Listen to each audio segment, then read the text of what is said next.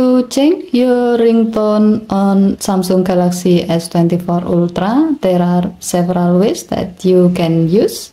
As the example, we will change the ringtone from the phone app and from the phone setting menu. First, from the phone app, to do so, open phone app, tap more icon or three vertical dot icon at the top right, and then select setting, tap call, alert, and ringtone. Under ringtone and keypad tone section, tap ringtone. Here you can see the list of ringtone that you can use.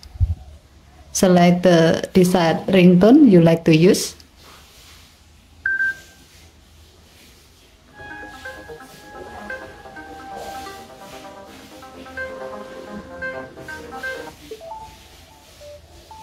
Tap the back key.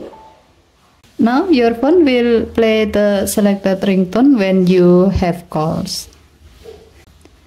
Second, from the phone setting menu, to do so, swipe down the top of the screen and then tap setting icon. Scroll down the screen to find sound and vibration. Tap sound and vibration. Tap ringtone. Here you can see the list of ringtone that you can use. You can select the desired one you like to use.